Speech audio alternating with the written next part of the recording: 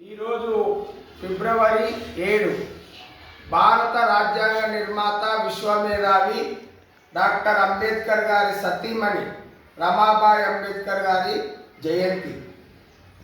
మనకు అంబేద్కర్ అనగానే రాజ్యాంగం గుర్తొస్తుంది. అతిపెద్ద భారతదేశానికి దృఢమైన రాజ్యాంగం రచించి భారతదేశంలో ప్రజాస్వామ్యాన్ని పరిడవిల్లజేసిన మహనీయుడు డాక్టర్ అంబేద్కర్ గారు. మళ్ళీ అంబేద్కర్ గారి సతీమణి రమాబాయి అంబేద్కర్ గారు ఫిబ్రవరి 7, 1898లో జన్మించి మే 27, 1935లో మరణించింది. రమాబాయి అంబేద్కర్ గారు మహారాష్ట్రలో వనందా అనే పట్టణంలో బికు దోత్రే రుక్మిణి అనే పుణ్య దంపతులకు ఫిబ్రవరి 7, 1898లో జన్మించింది. వారి కుటుంబం అతి పేదది. కూరగాయలు అమ్మేవాళ్ళు, వ్యాపారం చేసేవాళ్ళు. చిన్నప్పుడే తల్లి మరణించడంతో మళ్ళీ కొంతకాలం అయినాక తండ్రి మరణించడంతో ఒలంగర్ అనే వాళ్ళ మేనమామ ఇంట్లో పెరిగింది. ఆ రోజుల్లో అంబేద్కర్ గారి కుటుంబానికి వీరికి పెద్దలు కుదిర్చిన వివాహం. ఈ అమ్మకు 9 ఏళ్ళు, అంబేద్కర్ 15 ఏళ్ళు. అప్పుడు బాల్య వయసులో వివాహాలు సామాన్యం. పెళ్లి జరిగింది. ఆమె అవిద్యావంతురాలు. ఆ అమ్మకు కూడా అక్షరాభ్యాసం నేర్పిండు. తర్వాత అంబేద్కర్ గారు ఉన్నత విద్యలకై సాహు మహారాజ్ సయాజీ గైక్వాడ్ స్కాలర్షిప్ ఇస్తే సహాయం చేస్తే విదేశాలకు ఉన్నత విద్యకు వెళ్ళిండు. అప్పటికే వాళ్ళకి 2 పిల్లలు ఉన్నారు. మొత్తం 5 మంది. యశ్వంత్, గంగాధర్, రాజారత్నం, రమేష్, హిందూ అనే అమ్మాయి.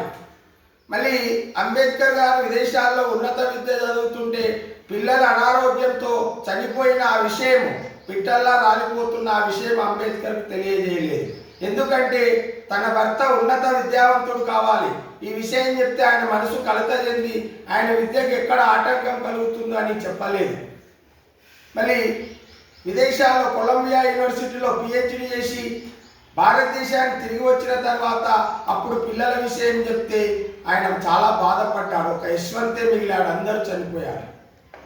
కనుక ఆయన అమెరికా అంటే కొలంబియాలో ఉన్నత విద్య చదువుతున్నప్పుడు ఈ అమ్మ అంబేద్కర్ గారికి పేడతో పిడికలు చేసి కూలీనాలు చేసి ఆ డబ్బులను కూడా నా భర్త బాగా చదువుకోవాలని తన వంతుగా మనీ ఆర్డర్ కూడా చేసింది.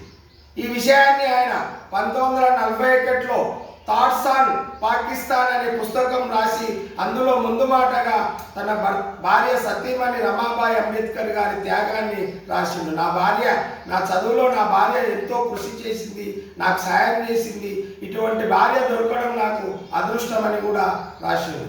వాళ్ళకి 1906 ఏప్రిల్ 4లో బొంబాయి బైకుల్లా మార్కెట్లో వివాహం జరిగింది. కనుక రమాబాయి అంబేద్కర్ ఈరోజు మనం రాజ్యాంగ ఫలాలు అనుభవిస్తున్నామంటే ఆయన విద్యలో ఆ అమ్మ సహాయం కూడా ఎంతో ఉంది. కనుక అటువంటి ఆదర్శమూర్తిని ఒక భర్త విజయం వెనుక భార్యల సహకారం ఉంటుంది. అందుకే సతీ అన్నారు. సతీ అంటే భార్య, సతీ మణి అంటే భర్తకు అన్ని వేళలా ఒక మణిలాగా వెలుగునిస్తూ సాయం చేసే వాళ్ళని సతీమణి అంటారు.